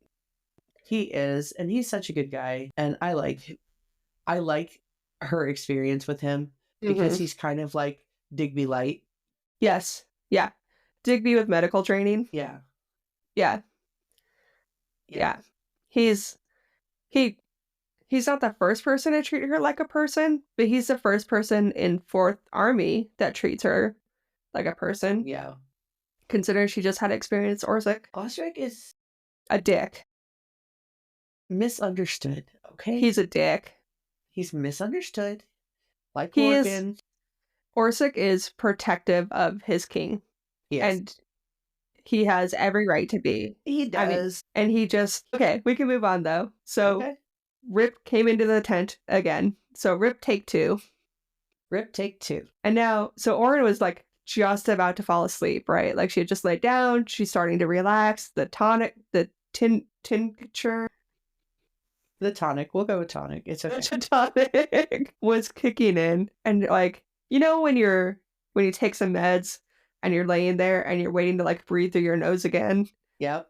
And you're just like, you're in that weird, like floaty space right before you fall asleep. That's where I pictured her. Oh yeah, me too. Like, and so she's just about to fall asleep. And this fucker, Rip, comes back into his own tent like he owns it or something. Yeah. And then just ignores her. Well, it was funny because she was like, I should have known I didn't really get off the hook. She's expecting him to just thoroughly convinced that she is going to. Yeah. She asks him what he thinks he's doing. I love Sassy. She asks what he's doing. I love Sassy Orin. And he doesn't even answer her. He takes off his boots, takes off his coat. He starts getting undressed. And of course, Orin's like, whoa. Yeah. Who do you think you are getting naked around here? And then he just walks over to the other side of the tent where the other pile of furs is, flips it out, and she realizes it's his cot. Yep. And it's extra long because he's an extra tall dude. Yep. And he, he takes his armor off. He gets everything, puts it together, and puts it over by the coals. Very, very neat. He's a very prestigious dude. Yeah. And then she freaks out because he kind of gets closer to her, but really he's just grabbing this lid that goes on top of the coals to keep everything from catching fire. To keep them safe. And she's like, she thinks that he's, coming over to do something to her. And the truth is, no, he doesn't. Yeah, I'm not going to say that he respects her space because he doesn't really, because he's forcing himself in her safe space, is what I'm going to say. It's his space. But we don't know that at the time. Okay, fine. I mean, okay, yes, he has a cot there, whatever. Just because you have a cot somewhere doesn't mean it's your space. Yeah, fine. But also, whatever. The tent is away from everyone else. Yeah. Right? Like, it's not like a regular soldier tent. The path was cleared to the tent, and his cot is there. Yeah. It's very clearly his tent. Yeah, she just doesn't realize it. Yeah. It's okay. But this is another side of him trying to force her to redefine and question what it is she thinks she knows. Because she's sitting there, she feels like she's trapped. She knows she's trapped because she's had the tonic. And she's in a weakened state. She hasn't slept in at least 24 hours. She's injured, exhausted, drugged, and she's left alone with Commander Rip. And let's not forget all the rumors that go on about Commander Yes. Rip. I mean, she hasn't seen any of the rumors, like, come to life, you know what I Yeah. mean? But it's so ingrained in her, and all Yeah. those rumors are so vivid, maybe is a word I want. It's hard for her to reconcile what she thinks she knows versus what she's seen. Yeah. And she's just assuming the worst about she's mad at Hojat now because he drugged her. Mhm. She really wanted it. She's mad at herself for being drugged. She's mad at herself for being drugged. She's mad at Rip for being in the tent. And how dare he be in there? And she's convinced that after she realizes he's not going to do anything to her, she starts to look around and she finally figures out that this isn't her tent, it's his tent. Yep. She says why the tent has so many comforts, why it's set apart from the others, why there are so many furs, even the whole floor is lined with them. No one would do that for a damn prisoner's tent. But they would if the prisoner has to share it with the commander. Yep. So this is where he's like, why are you keeping me here so that your men won't abuse you? And he's like, no, I don't trust No. you. Which has to be a shock. She's definitely shook from this because what? Shooketh. Why wouldn't she be trustworthy? It's them that are going to hurt her. No, no, boo. It's not. And I don't think it occurs to her that he doesn't trust her with them because she's going to hurt them. Well, she's Midas's pet. She's made it very, very clear Yeah. she's going to do whatever she can for Midas. Yeah. And she's like, is this a trick? And then when she finally realizes it's his tent, and then he tells her, she asks, shouldn't she be with the other prisoners, the other saddles and guards? And he tells her he'd rather keep an eye on her. And that's when he finally tells her, because I don't trust you. But he also says, I trust my soldiers implicitly. Yes. They wouldn't touch you. It's you I don't trust. Yep. So we, as readers, we can assume that the other saddles are safe. Yes. Right? And we can also assume that Orin is safe within the army, assuming she doesn't do anything dumb. Yeah. Which, given Orin's record, is not high. And he tells her, your loyalty to the Golden King speaks of your character, and I won't allow my soldiers to bear any brunt of your plots. Which is a great leadership quote. He knows. Yeah, he doesn't trust her as far as he can throw her. Yeah. And I like that about him, that he's just like, because when she tries to say, I don't want to be in here, he's like, tough shit. Yeah. I do not care. I don't trust you. You're staying where I can keep an eye on you. You're free to wander around within the camp, but that's it. Yeah. But again, they're in the Barrens. If she were to run away, she wouldn't survive. No. It's just, this is not what she expected from Rip, and how she expected him to treat her, and how he's doing it is really Completely just so confusing to her. Yeah, it's at odds with each other. Yeah. And we've said that like multiple times, and I know that, but I keep saying it because she's just so damn confused. She's so naive. Yeah. And she's not dumb. Yeah. Naive. Naive is the best word for it. Like, she's been so manipulated. She doesn't know which way is up. But a lot of what's happening to her in these first couple of chapters is foreshadowing for what Rip and even the other soldiers in the Fourth Kingdom are going to do for her. They're going to help her realize that she can be autonomous, that she can make her own decisions, that she deserves soap and water and more than what she is accepting. She's just so complacent. And it is really hard to break out of complacency. Like, I think about how many times I've started going to the gym and stopped going to the gym. I know it's not the same, but it's still, complacency is complacency, right? Yeah.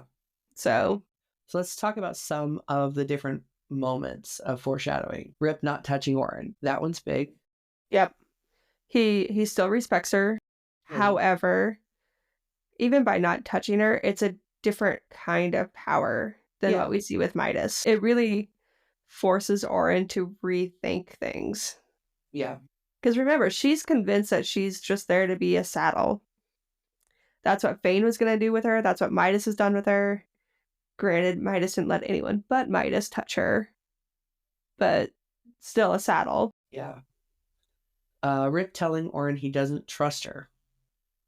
No one's ever told Orin that they don't trust her. No. No one's ever talked to Orin as a person. No. I think is another big part of that. Like, everyone just treats her like a saddle. So, like Jacques. Fuck that guy. I'm glad we don't know any more about that guy. Yeah. But that just proves that Rip knows that there's more to Orin than what meets the eye. And I don't think she even knows that at this point. She's still, Midas will save me. Yeah. Orin realizing that she's been given comforts no other captive would have been given. So basic necessities aside, she's allowed to walk around. She's allowed to walk around. She only has to share the tent with one other person. Yep. These are not things that normally a captive would get. So she's starting to realize she's not a prisoner. But what is she then? Yeah. Dangerous. That's what she is. Questioning her own fear. And this is where she's starting to realize that maybe what she thought was going on might not actually be what's going on. Maybe people have been lying about the Fourth Kingdom. What? Never. Maybe Midas has been lying to her. What? Never. Once again, I could change him. Yeah. I know I could. Totes. What's the best about this chapter is she sees things and she knows that maybe the way she's been looking at things is wrong, and she still just digs in. And then she doesn't fucking change. Nope. Oh. I think the scariest thing for Orin is that she really is free. She just doesn't know it yet. But she's not really free, right? She's going to be, though. He's breaking her free. I don't want to say that he's manipulating her, because he's not. But he is forcing her to consider things that she never would have considered. Yeah. And forcing her to, like, really think through what Midas is doing to her. Yeah. Then, chapter 8. After she finally falls asleep, after watching him for like an hour. Yeah, way to fight through the sleeping potion. Finally falls asleep. And we see just this is just such a sad flashback. It's one of the saddest. Probably, yeah. I don't think it's the saddest, but it's one of. It's one of them. This one's not just her memory. It's when the first time we see her cage start getting built. So we have a few different theories on this one. Okay, so what happens in this chapter is it's a memory. Yes. Of her and Midas traveling, and they come across another family of nomads. It's a father, a mother, and a daughter about their age. We're assuming they're a family. Yes. Orin wants to befriend them. She wants to share a fire. She wants to, like, connect with them. And Midas says, no, we can't trust other people, and keeps her segregated. Yep. Eventually they fall asleep. Orin wakes up in the middle of the night, goes down to the river, and then they attack her. Yes. Is essentially like the chapter recap again. They cut off her hair. They cut off her clothes. They do, because they cut her too. That's right. Yeah. And then Midas, of course, comes and rescues her. Well, and he finds her. He finds her rescue her because fair. That's an important distinction. That's fair. Yeah. Yeah. And that's where the chapter ends. Is Midas is comforting her. Yep. So we don't have different theories. We're just not sure about this one. Jen thinks, and I don't disagree, that Midas somehow paid off the family or convinced the family to attack Orin for I absolutely believe that. To reinforce his hold on her. Do you want to expand on that at all? No. Midas is a piece of trash. No, I think since this is so early on in their relationship, that he's trying to reinforce in her that he's the only person she can trust. He's the only person she can trust. You know, they're already, I think that they're already having sex at this point. I think so too. Yeah. She's allowing him and starting to enjoy him touching her, which she didn't like before. And she says that in the flashback. She's still, so it's new to her to think that she's precious to someone else and for her to have their heart. And she's his. Yes, she's his. And, like, okay, don't get me wrong. I'm a feminist. I love being on my own. I was single for a long time before I got in this relationship.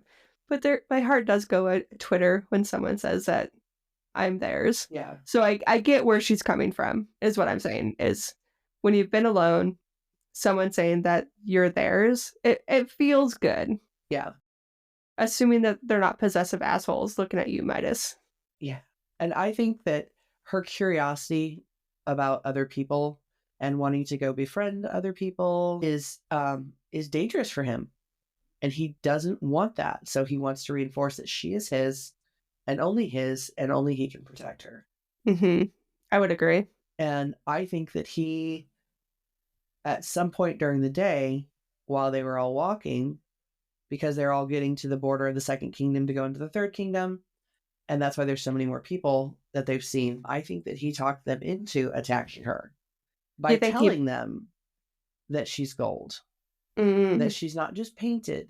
She's really gold. Here, look at my tunic, because my tunic is gold. She is exactly like this. Think of how much money you could get with just her clothes and hair. And we learn, I want to say in the next book, exactly how manipulative Midas can be. Third or fourth book, yeah. Yeah.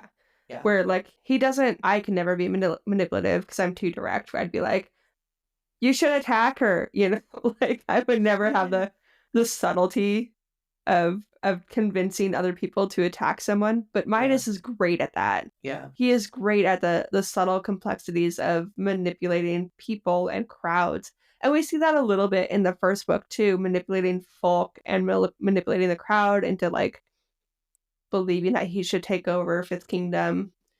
Yeah. So we know that he can be manipulative. Agreed.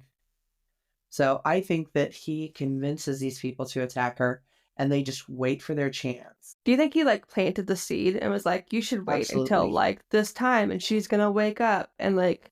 Yep. How did she wake up then? Was that just good luck? I think that he knew she was going to go wash. He just didn't know when. So they had to just sit and wait. Yeah. And she can't wash during the day because she'll turn the pond gold. True. So true. That's a good point. She gets up, she goes to bathe, and that's actually all she's trying to do. Yeah, she's just trying to be clean. Just wants to go clean herself, and they attack her. And it wasn't just like, give me all your money. No, they're holding her down, cutting the clothes off of her, and cutting her hair. Grabs her hair and like saws it off. So it's a super cute pixie cut. Oh, super cute. Yeah. So they're just like violating her completely. And then hours later, because Oren doesn't do anything, she just collapses and she just stays on the ground. Which, okay, I have never been attacked. I've never had anyone cut my hair. I've never had anyone cut the clothes off of my back, so I don't know how I would react. I would like to think that I wouldn't just lay there sobbing, waiting for someone to come pick me up, though. So I struggle with that, but I think it's an important fact about Oren, too. And then, of course, Midas comes and saves her. Well, which just rescues her and cleans her up and basically is reinforcing that he can't trust people. Yeah. So, but I think that whole thing happened because he encouraged it. 100%. We never find out if that's true or not, just so you guys know. But this is pure speculation. In my mind, this is absolute truth. All right. So Raven Kennedy, when you listen to this, I'm putting out into the world that you're listening to this. When you listen to this, will you confirm or deny that we're crazy? I am crazy, but it's okay. But Midas also does, like, throughout this whole chapter, he's dropping random facts, not facts, but random, like, love bombing things on her. He really is. I will never get bored of you. You're perfect. That's just, and then it's always going to be you. It's the fact that he tells her this and then orchestrates this attack. That's what's making it love bombing, right? Oh, yeah. It's not. Like, saying those by themselves is just what a good book boyfriend does. Or boyfriend, husband, whatever. It's the dropping it and then manipulating you later. Yeah. That's what makes it the love bombing. And he starts it early, too, because he's telling her from the beginning, you just can't trust people, Oren. Yeah. We can't trust anyone. And he's just he says it, and then that happens, which is why I think that he did this. Is Well, because he needed somebody to prove him right. And it's not like they just robbed her, right? They didn't just steal her money. It was brutal and dehumanizing. Yes. All right. So, and she just this flashback shows that she wasn't just scared. It's not just her being scared. This is something that she learns, that the world is cruel, and the only person that's going to keep her safe is Midas. Yeah. And so he doesn't even, honestly, he never needed to build the cage. She asked for the cage. I mean, he manipulated her into asking for the cage. But yeah. Yeah. He didn't have to force her into it. This is one of the most defining moments for her, where she starts to defer to him, stops questioning things, completely trusts Midas, because she knows that's the only way she's going to survive. And I think she mistakes the need for survival with love. 100%. So, but I mean, and again, we learn a lot about her past in different books. But if we look at her past, she was a thief and a beggar, and then she became a woman, and then she was whored out. Yeah.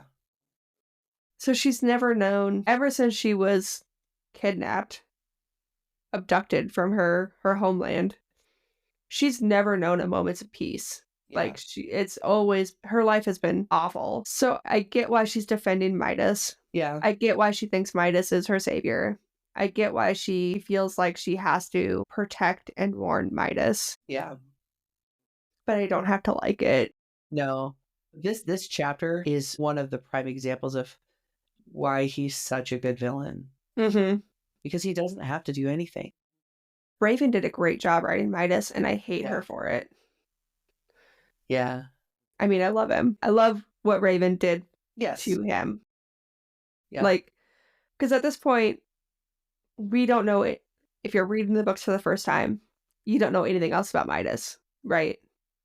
So all you think is he's saving her. She wants to get back to him. Fourth Kingdom's evil. And that's it. That's all we know. Raven's dropping these little eggs around for us to pick up, and we're just running right by them. Like, or at least I am. Pretty. Yeah, like, I can change Midas. Midas will be fine. Exactly. But yeah, Midas does a great job of planting the fear of abandonment. He keeps saving her or fixing her even. Yeah. The quote, "You can't trust people," that's going to become Oren's biggest block, especially with traveling with the Fourth Kingdom and her budding friendship with Risa and everything. Yeah. She's always been told, you can't trust other people. You can only trust me. How is she supposed to have any friends? How is she supposed to grow as a person? Not trusting people. And this foreshadowing is just walking us through that it's not just trauma, it's when she builds her cage, her mental one. So he doesn't need to do, like we've already said, Midas didn't need to do anything to imprison her. He just had to make her so scared of the world she never wanted to leave him, which is another reason I think he did this. It's never spelled out. We never find out 100% for sure. I know. I struggle to believe that he didn't do it, or at the very least, he didn't have something to do with it, right? Yeah. Like planting the idea to the nomads, or I don't think he paid them. I think he offered them the gold from Oren. I don't think he had to pay them. Right, because they could just chop off her hair, take her clothes, and that would be all the gold they would need. Yeah, yeah. And that's it. That's all of our chapters this week. It was a doozy. It was a lot. Yeah. So before we outro, I have a question for you. Actually, I have two questions for you. Oh, God. What do you think of the beginning of this book? I love Queen Melina. The beginning of this book was already faster than book one, right? So I enjoyed the first 8 chapters of this book. Yeah. It's much faster paced. We're getting more of Rip, and we're learning a little bit more about him. We meet Orsic, and he's a dick. But there's always one. So I enjoyed the first part of this book. What did you think? I liked it. I'm happier with Glint than I was with Guild. Yes. The world building was great in Guild, but the Orin building is going to be great with Glint, and Yes. the Melina building is going to be great. Yeah. I'm excited for this book. Me too. We've already read it. I haven't read it for a while. Same. It's been a little bit. So. Yeah. But I'm excited to see our women grow. Yes. Okay. Now, second question. What are you reading right now? I'm actually reading Iron Flame right now. Really? Yeah. But before that, I was reading Blood of Hercules. Okay. And I just finished that. And I really wanted to like it. Because I like the Greek mythology and I like books like that. And I was so confused the entire fucking book. And I don't know if I'm not smart enough for this book, or I don't know if I just wasn't paying attention enough while I was reading, or what. But I was confused probably about 70% of the book. Good. Good. What are you reading right now? I'm reading books. All right. So on my Kindle, I'm reading Zodiac Academy Book 7. You're on book 7? Yes. How many books are there? 10,000. When I want a lighter read, I'm reading Lights Out. I'm so excited for you to finish Lights Out and for us to talk about it. I'm actually enjoying Lights Out a lot more. It's so funny. I love Lights Out. And then also on my Kindle, but through my Libby app, I am reading The Last Wish. Last Wish. What is that about? Wisher Book 2. Or is this one Book 1? Right now I have... Oh, it's like a bunch. So what do you think of Lights Out so far? I'm really enjoying it. It's supposed to be a dark romance, but it's not. It's hilarious. I love Josh so much. Yeah. What part are you at? I am... Let's see. So right now, I am reading the part where Josh is trying to figure out who is stalking Allie, who, by the way, is Josh. It's Josh, yeah. They're at his house, and she thought it was him, and he had the burner phone set to auto reply to her. Yeah, so, he was so smart about that. Yeah. Right now, that's where I'm at, and it's kind of hilarious watching him laugh at her. Well, thank you guys so much for listening to Corks and Cauldron. Be sure to follow us at Corks and Cauldron on all your favorite socials. We're on Facebook, the Gram, TikTok, YouTube, and Threads. And if you enjoyed this episode, please rate and review us, share us with your book besties, and tell the world. It's the best way to spread the word and help our podcast grow. Corks and Cauldron is a self-funded labor of love, and your support helps keep the magic alive. And our glass is full. And you can join our Patreon community today at patreon.com/corksandcauldron, and maybe even treat us to a bottle of wine. No, for real though. Like, rate, review us. Help us get the word out there. We think we're funny. So, our next episode is going to drop next Thursday, and that's when we're going to talk about chapters 9 through 18 of Glint. And until then, eat, drink, and get lost in a good book. Cheers. Cheers.